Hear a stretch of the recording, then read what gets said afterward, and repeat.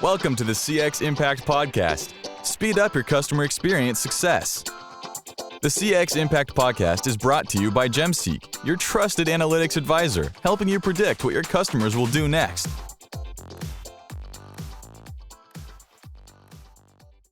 Hello everyone, I'm Momchil, host of the CX Impact Podcast. Today we will talk about the differences between CX in Europe and the US and how you can increase the impact of your CX program in times of crisis. I'm very excited to have as my guest Sheehan. Jeff is a customer experience professional with over 25 years of experience. He has deep skills and expertise in customer engagement, consulting, customer service operations, service sales, digital technology implementation, and leadership. Jeff worked for companies such as Apple, RSM, NCR, and the US Army. In 2018, he moved to Ireland, where he started his own CX consultancy. Jeff, thanks for being on the CX Impact Podcast. Oh, my pleasure, Momchil. Thank you for the invitation. How are you? How are you doing? Oh, I'm doing great. It's looking forward to traveling again and getting out and about, especially for the summer. But I guess we'll just I'll like everyone else. I'll wait for the trumpet to blow and have everyone go out. I'm dying to get a haircut, I have to say. If there's one thing I'm going to do first is get a haircut. Oh, I'm sure there'll be a line. Yeah, I mean, a similar situation, but yeah. Hope that both like the summer and the haircut, it will come soon. Yes, thank you. Me too. It will be great to learn about your path in CX and why you have selected this field. That's a great question. I think the theme throughout all of my professional work has been service to others. And, I started my professional life in the military and did that for 10 years until I entered IT services as a field services manager. I did field service for a couple of years, and then I moved into service sales. And I was on a new solution team where we took the excess capacity of our worldwide services organization and we brought that to other equipment manufacturers who didn't have as big a resource to service their customers as we did. And then I got into managed services and help desk outsourcing and learned, a lot about the metrics and technology, layers of technology that go on in the service desk, help desk arena. And then I also worked in managed web hosting services during the .com years when, in the 90s, when everybody built a business online as sort of a new dimension of doing business. And those were some great years. And then that ended pretty quickly, as we know. And then I pivoted to professional services, doing business development and consulting in the digital advisory world, where I mostly worked with middle market SME companies and some enterprise large companies, and did that for about 10 years. And so then I had about a total of maybe 20 years in IT services, and I decided I would do what I call my working sabbatical. And I went to work at Apple in a retail environment. And I did that largely to really immerse myself in that customer experience. I wanted to know exactly how Apple culturally prepared their people for the very consistent and very high quality customer service that they delivered. I wanted to understand how they integrated their online worlds with their brick and mortar worlds, with their other dimensions of service and branding. And I wanted to be a part of that and really just get as much out of that experience as I could, it was an amazing experience. I can't say enough about it. And then, as you said in the introduction, I moved to Ireland in 2018. And it was great to see that here in Ireland, the customer experience profession is well established and well accepted as a business operation. And again, as you said, I started my one-man CX consulting shop, and at the same time wrote my new book, which I just completed a manuscript for last week, and it's called Customer Experience Management, a Field Manual, and that's to be published later this year. So that brings me up to our conversation, which I have to say has been largely driven by this CX community here in Europe that we actually met. Yeah, absolutely. It was quite a long journey for you and super interesting. And I think that many people within the CX world miss exactly this piece about being firsthand on the explore talking with customers as you did in Apple, for example. I think this was super, super important. It would be great when you're done with the book and when it's officially released to set up another meeting and to have you here on our podcast. It would be awesome. Coming from the US, I was wondering how different is CX in Europe versus the US? That's a great question. And it's a very complex question. Europe is roughly 30, separate countries and cultures. And the U.S. is one country, but within the U.S., there's quite a bit of difference in, cultural difference among, say, I'm from the Northeast in the Boston area. You've got Mid-Atlantic and the South and so forth. But I would say, from what I've observed here in Europe in the last year and a half, that in professional business terms, the Americans and the Europeans' take on CX is very much the same. It's very much aligned with the understanding that how the customer experiences your brand in all of the touch points is critical to the success of your brand. And not just getting a customer, but getting the customer to buy again and getting the customer to refer other people to become customers. Where the difference exists, I think, are likely found in the individual cultural dimensions of serving customers. So for the large multinational global brands that span dozens of countries, folks like Porsche, Apple, Coca-Cola, everyone pretty much expects the same experience. You go to a McDonald's in China as you would go to a McDonald's in Bulgaria, as you would go to a McDonald's in New York City, and you expect McDonald's. And in my personal example, I went to the Apple store in Belfast in Northern Ireland, and I felt right at home. It felt just like the experience of going to the Apple store in Boston. So I think for those brands, there's a consistency that is part of the brand. And then for other companies that aren't as global, that are more, let's say international or domestic, customer experience is going to take on more of their cultural imprint. And that's going to vary from one country to another. You mentioned that the market in Ireland, it's very mature, like there are a lot of CX professionals and it's well established as a job. And you feel confident about the future of your practice as well? Yeah, I think, Ireland is I think a bit unique in that it is, for many global multinational brands that I mentioned before, they have a European headquarters here. So you've got, for example, Facebook, you've got HubSpot, Apple has a giant, I think it's their largest campus outside of the United States is in Cork, Ireland. So Ireland is sort of uniquely positioned as a European center for lots of global multinationals and their adoption of customer experience. And but here in Dublin, there are some well-established consultancies in customer experience that are taking those concepts and those business principles around customer experience to the domestic organizations that themselves have customer experience teams and really embrace the concept of customer experience and have operationalized that. So if you look at the Irish telcos, you look at the Irish insurance companies, you look at the Irish financial technology companies and others, CX is a part of how they operate. And I'm guessing, of course, when I say this, just to be clear, I think that some of it is some of that adoption, it comes from the fact that the bigger companies have embraced that and people are seeing that it is a very, very powerful dimension of business that they've embraced and included in their own operation. How do you see the role of CX in terms of crisis and what you're seeing also in Europe specifically? It will be interesting to learn your opinion.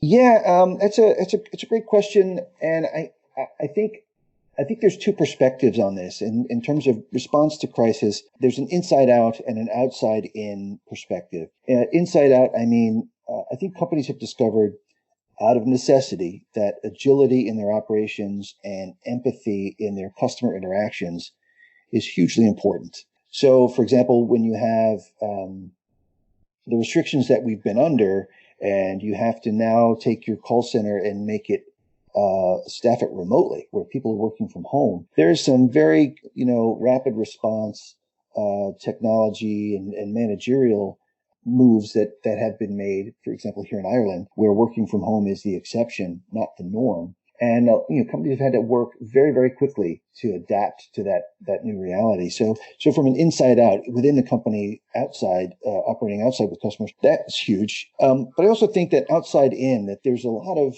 a sort of a rediscovery of the empathy and the humanity that goes along with doing business, particularly when you've got a crisis, a global crisis that has people are under an increased amount of anxiety. So, for example, there's insurance companies that sell travel insurance products. And you can imagine that, when all the restrictions and travel and flight cancellations were taking place, these companies had an extraordinary workload placed on them in their call centers and their websites, and even their agents in the field to ask questions, lots of questions from lots of people all at the same time for the same reason. So, having some empathy and building some infrastructure around that to get to people to respond to their questions and help them with their particular situations. I think those two dimensions pop out pretty quickly, that responding quickly and to the realities imposed as a company, but also understanding that people are on a different emotional state and they need to be interacted with a little differently. And you're seeing that in the advertising and some of the other messaging that companies are publishing online and, in their TV ads, where there is a sort of softness and empathy to, these times as a crisis. This is super interesting the way you put it out, like the inside out and the outside in perspective, and it makes a lot of sense. Do you think it's important also to measure both of these perspectives? And also I'm interested to learn, how do you think that you might show this empathy and really find the right emotional state for your messaging and branding in these times? I think, yes, it's important to measure. And I think, as with anything in customer experience, much of it is driven by what you measure. And it could be sentiment. It could be, shopping cart. It could be anything that you is relevant to your business to measure. But I think the best companies are evaluating their response as they respond. So they're doing something, they're measuring it, is it working? And then they're, sort of modifying what they're doing so that it is in step with what customers' expectations have become, and that they are preparing for the future. So who knows what will happen when this crisis ends? There's a lot of predictions and so forth, but I think the best companies are handling the crisis and learning from the crisis as they go through it, and not waiting for it to be over to then assess how did we do and what should we have done differently. I think that'll happen, but I think the best companies are learning and adjusting and measuring on the fly. And I'm sorry, what was the second part of your question, Momchil? The second part was around the different emotional state that you mentioned. They told that customers are in different emotional states, which also changes often, I would say.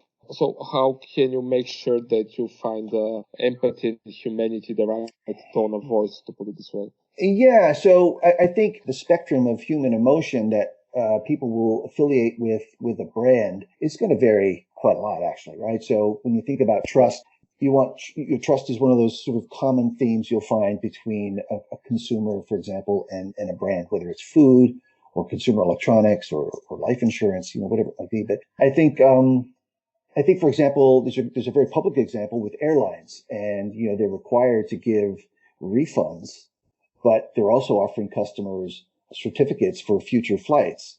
But, the question that's hanging over a lot of airlines today during this crisis is, will they be in business in the future to be able to use those vouchers? In other words, if I take your voucher for some future travel on your airline, how do I know that airline is going to exist and my voucher is going to be worth something? And so there's been some challenging dialogue between the airlines and their governments and their customers, all because this pandemic has closed down travel. So it's very interesting to see what happens to brands in that particular context with regard to trust and so forth. So yeah, I think it's going to depend on your industry. I think we're seeing, for example, it's very interesting to see these enormous lines that are forming as McDonald's and other fast food restaurants open, and people are just, where they offer the drive-through experience, and you can practice social distancing and get a little bit of life as it used to be while you wait in line for your McDonald's or whatever it might be. So it's really interesting to see people respond to brands the way they have been. And there's so many great success stories of different brands showing empathy in these hard times. Oh, indeed. Yeah. Here in Ireland, there's been a whole new approach to doing TV commercials, TV ads, and where there's a softer tone. There's a sort of the messaging of like, we understand and we feel your pain, and those kinds of approaches to talking to the audience as opposed to selling you something. Now, it just seems like the shift has been, we understand and we're here to help kind of messaging versus we want you to buy this from us. Right, yeah. And we also find that you might not buy today, but later in the future, when you relate to our brands, probably will be a better time. Indeed, I think you're exactly right. I think the thinking has shifted to we need to preserve our brand. We need to re-identify with our mission, vision, and values as a brand, and make sure that we're communicating with our customers, whether they're buying or not right now, that we are consistent. We are a company we operate consistent with our mission, vision, values. And I see it very, very clearly in the advertising on television, but I'm sure it shows up in lots of other ways. Absolutely, it does. Super interesting. Okay, and thinking about overall the CX field, what do you think that will be the impact on the CX business as you're also in this area? Do you think that many projects will be stopped on hold or initiatives discontinued or vice versa? Yeah, it's a great question. These are all great questions, by the way, Momchil. Well done. I think it's going to be a boon for customer experience professionals and projects related to customer experience. I think, and I've seen a number of all kinds of examples where, for example, the call volume is spiked at call centers, and so they had to implement some customer experience kinds of solutions that were a combination of people, process, and technology to deal with a huge increase, and all of a sudden, a huge increase in customer call volume. And I think those projects were done more quickly than they would normally have been done in the past, in weeks instead of months. And I think companies have learned that they're capable of that kind of agility, that the risk aversion that they normally would have slowed down their implementation has been overcome in many cases. And I think that vendors have done a great job in many cases aligning themselves with the needs of their customer to help the end user customer. I think that there's been maybe a tighter alignment. Again, not going from selling you something so that you can use it to helping you help your customers in a much quicker and well-defined way. I think back to your question around customer experience impact, I think it's become much clearer that the scope of a CX project needs to be clear. You need to be very clear about what you are trying to accomplish. And I think a lot of these very rapidly deployed projects have had that as part of their success, was a very clearly defined mandate to create a certain kind of impact, which is, I think, a big part of any project success, is knowing how you want it to end up. So yeah, I think there's probably dozens more. But I think when you're able to rapidly deploy something that makes a very quick business impact, I think that builds a lot of credibility as a CX for CX as a practice, and for CX professionals as a partner in business. So I would look for more of that. I think the expectations are going to shift with the vendors as well, where they're going to look to partner more with customers, and customers are going to want more of a partnership with vendors that help them really achieve a much more carefully scoped kind of a project. Absolutely, yeah, it makes a lot of sense, and it's really great to see how so many obstacles that were in front of such quick implementations, they suddenly disappeared. All had to move to digital and to rely on technology. I was really very pleasantly surprised about even some public institutions. They really managed to start delivering digital services in only a few weeks' time. Yeah. Projects they couldn't complete for, ages prior to that. Yeah. Yeah, it's great to see, but it also tells us that one of the biggest challenges customer experience professionals face is that sort of sociology, right? The inertia of people may not want to change at all, may not want to change so rapidly, may not want to change as much. And that, that's really the impediment to making great customer experience projects make a great impact is, the people dimension of the work. And for anyone doing the job, you understand, how big a deal it is to try to persuade and collaborate and bridge silos in an organization to get things done. I think this pandemic period of time has created an opportunity to just quickly get past all those agendas and get the work done, which is very encouraging. And yeah, you mentioned that definitely that human is one of the key factors when it comes to making a CX impact, but what other factors would you list? Well, there's definitely an efficiency impact. I mean, I always have seen customer experience as a business principle that it's great to want to look after your customers and meet expectations and all that. And you absolutely, it's essential to do that. You can't ignore, what the customer is asking for. But you also have to make sure that the customer experience work is supporting the business. So, for example, if you're deploying, let's say you're deploying a chatbot piece of technology to deflect calls from your call center, but at the same time, it's being well received by your customer who doesn't want to wait on the phone in the IVR and in the queue and all that. They want to just quickly ask their question and quickly get an answer that's what they were looking for. There's a number of projects that have done that kind of work that is very beneficial to the business in terms of cost savings, in terms of operational efficiency, in terms of supporting the customer the way the customer wants to be supported. So yeah, I think that has to be really a cornerstone component of customer experience is understanding the business impact. If we do this, how will the business benefit? Not just the customer, but how will the business benefit? And oftentimes that's by, removing friction, removing a step, streamlining things, making it, removing friction, those kinds of things. And six measures are very often struggling with proving the return investment on different initiatives. It might be more visible for some. For example, what you mentioned about the chatbot that will cut the number of calls, so you might need one agent less. But for other initiatives which might not be with such a tangible impact, what would you say? What can they do about them? Well, I think ROI is always a challenge, no matter what the context is for it. But my advice and my experience has been that when you align yourself with the CFO or your finance executive and your data, you find someone to make an ally out of that is in the data component of your business and the finance component of your business, and define what ROI means and the formula to use to calculate ROI, and then use that the data and the financial definitions to use that as a layer in expressing your customer experience projects. So if I have a project I want to do, I feel like it's going to be very impactful.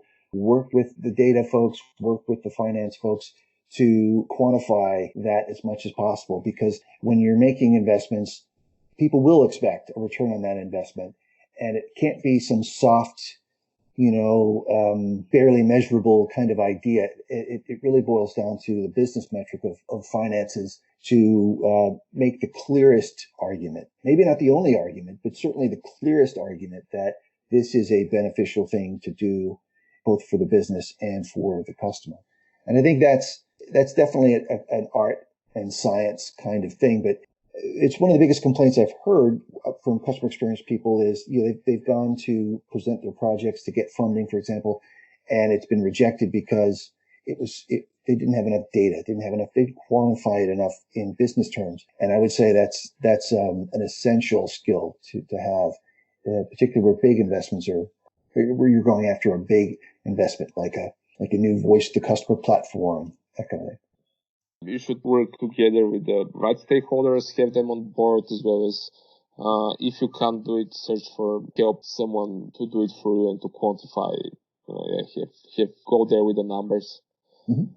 Yeah, absolutely. Okay, as we're reaching the end of our conversation, if you can provide only one advice to the CX leaders, to our listeners, how to achieve bigger impact, what it would be. You already covered upon this slightly, but only one thing. Only one thing. Wow, that's yeah.